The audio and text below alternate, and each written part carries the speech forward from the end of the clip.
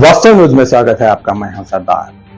विजयपुर में आज social democratic party of India के कुछ पदाधिकारियों ने आज जिला अधिकारी को एक मेमोरेंडम दे देते हैं ताकि मुसलमानों पर जुल्म हो रहा है और मुसलमान बुज़दिल बन गए हैं।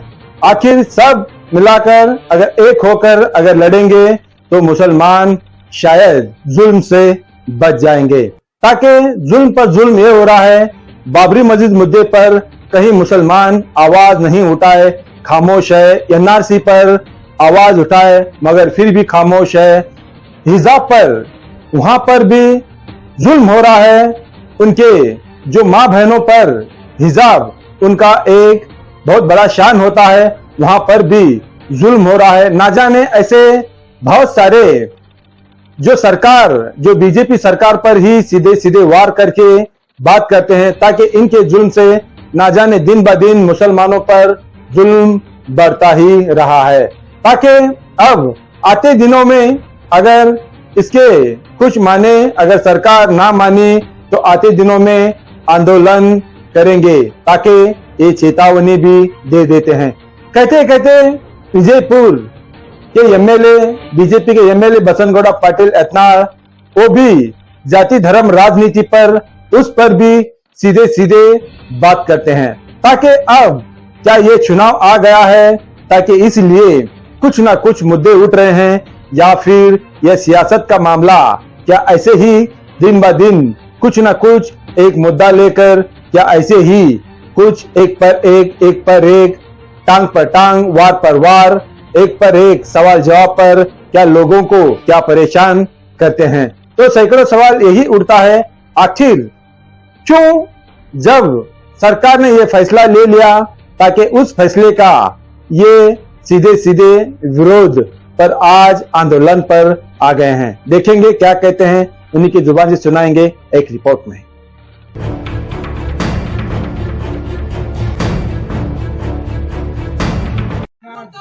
बीजेपी सरकार मुर्दाबाद, जिंदाबाद जिंदाबाद, एसडीपीआई जिंदाबाद, जिंदाबाद जिंदाबाद, एसडीपीआई जिंदाबाद। वापस करो, वापस करो, वापस करो, वापस करो, वापस करो, वापस करो। धिक्कारा धिक्कारा, बीजेपी सरकार धिक्कारा, धिक्कारा धिक्कारा, बीजेपी सरकार धिक्कारा।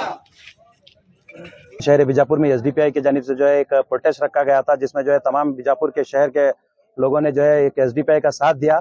और ये प्रोटेस्ट रखने का वजह क्या बोले तो आज के 2 दिन पहले जो है एक बोम्मई सरकार यानी कि कर्नाटक रियासत सरकार जो है बीजेपी गवर्नमेंट एक डिसीजन लेकर है कि मुसलमानों से जो है 2B रिजर्वेशन का जो हक है जो है वो छीन लेने का जो है डिसीजन जो लेकर है, हम उसके खिलाफ में आज हम लोग प्रोटेस्ट करके डीसी साहब को मनवी दिए हैं। हमारा डिमांड है कि 4% जो मुसलमानों का जो रिजर्वेशन है इसको बरकरार रखें और साथ ही साथ जो है मुसलमानों को इस देश के अंदर जो है इकोनॉमिकली और जो है एजुकेशनली जो है बढ़ने का जो एक मौका जो है वो आप मुसलमानों से ना छीने। आप एक इलेक्शन के दौरान अपना एक पॉलिटिकल स्टंट के तहत आप लोग जो है इस किसी कम्युनिटी के साथ खिलवाड़ नहीं कर सकते, जिसके तहत जो है हम लोगों ने आज डीसी साहब को जो है यहाँ पर मनवी देने के लिए इकट्ठा हुए। इसके बाद भी वो रिजर्वेशन अगर दोबारा नहीं लाएंगे तो आप क्या करेंगे? जी, हमारा एक डिमांड है, ये रिजर्वेशन को तो वापस लेना ही है।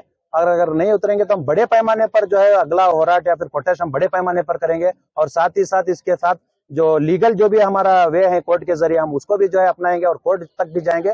हमें भले ही चाहे हाई कोर्ट या सुप्रीम कोर्ट का भी दरवाजा खटखटाना पड़े, हम खटखटाएंगे और अपना हक लेने के लिए हम हर मुमकिन कोशिश जो है इंशाल्लाह करेंगे। जो होराट नहीं करना बोल के नीति संहिता जारी होने से पहले जी, ये जो होराट ये जो ठीक है इलेक्शन के वक्त में लाकर जो है एक अनाउंसमेंट जो गवर्नमेंट ने किया है, ये इनकी बड़ी सोची समझी साजिश है। अब लगभग 2 या 3 दिनों में निश्चित नीति समिति जारी होगी तो लोग किसी किस्म का होराट या फिर जलसा वगैरह नहीं कर सकते बोल के ये लोग जो है जो प्लान करके जो ये फैसला सुनाए हैं।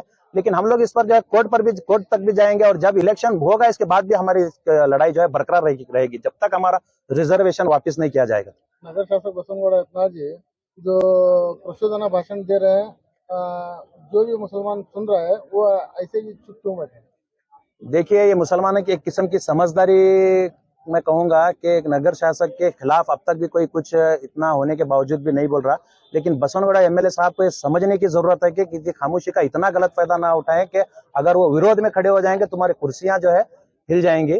तो मैं यही बसवनगुड़ा साहब से कहना चाहता हूं कि आपके पास डेवलपमेंट के लिए बीजापुर में दिखाने के लिए कुछ नहीं है, तो आपके पास जो है सिर्फ और सिर्फ जातिवाद एक ऐसा मुद्दा है जिस पर आप लोग इलेक्शन करना चाहते हैं, लेकिन अवाम आपको दिखाएगी कि जात के दम पर जो है आप लोग इलेक्शन करने जा रहे हैं, इसमें आप बिल्कुल नाकाम रहेंगे। मदरसा बंद करने की भी बात कर रहे हैं, वो तो उलमा इकराम जो है ऐसे ही चुप बैठे हैं।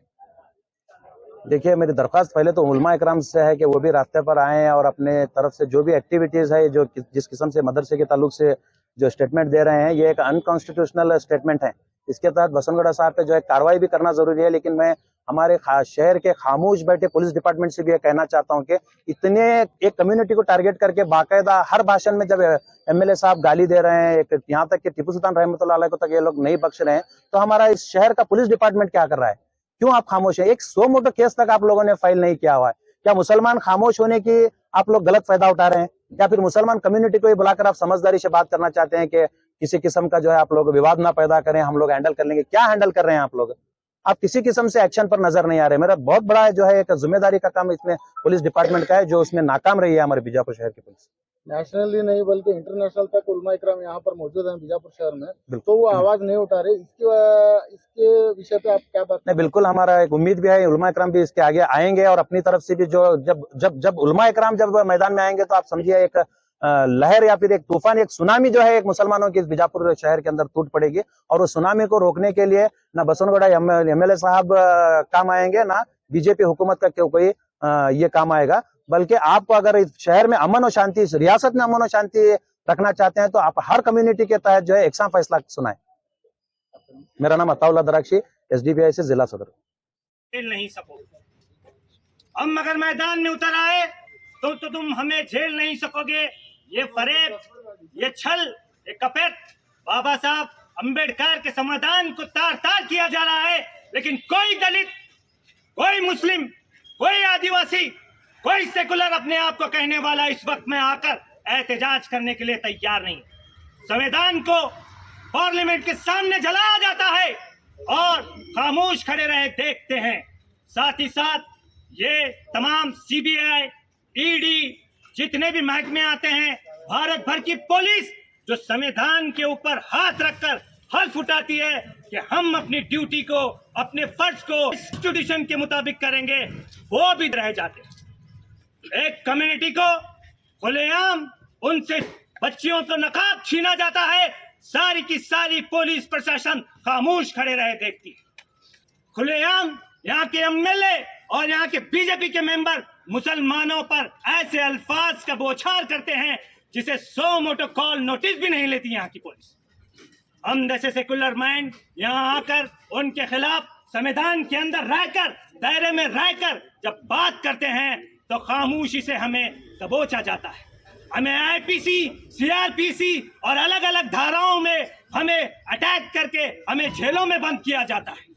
हमारे अंदर अगर शर्म है, तमाम भारत के लोगों के अंदर, एक कम्युनिटी से मुखातिब नहीं हूं मैं, भारतीयों से मुखातिब हूं, अगर इस मुल्क में तुम बाबा साहब अंबेडकर के दिव्य संविधान को बचा नहीं सकते तो आने वाले दिनों में फिर एक बार गुलामी को तुम महसूस करोगे और तुम्हारे घरों तक तुम्हें गुलामी का तौक बनाकर घुमाया जाएगा। हिंदू, मुस्लिम, सिख, ईसाई तमाम को, ये हुकूमत में बैठने वाले किसी के सगे नहीं है, किसी हिंदू के सगे नहीं है, किसी मुसलमान के सगे नहीं है, किसी क्रिश्चियन के सगे नहीं है, किसी पुलिस जो इनका साथ दे रही है वो भी इनके सगे नहीं है। कई वीडियोस ऐसे आए हैं जहां बीजेपी सरकार का एक मोर्चा निकलता है, एविडेंस यूट्यूब पर जाकर देख सकते हैं।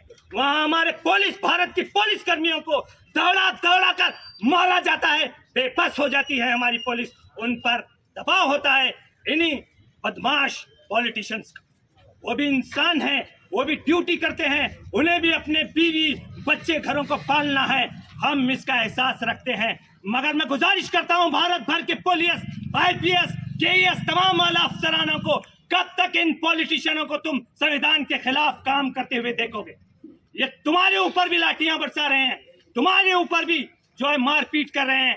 अगर हम सुरक्षित नहीं हैं तो भारत की पुलिस भी सुरक्षित नहीं है, वो पैगाम दे रहे हैं। पुलिस को चाहिए कि इंसाफ के तहत और संविधान के तहत हम करें। मैं कहकर अपने डिस्ट्रिक्ट और लक्ष्य करता हूँ, आए वो अपने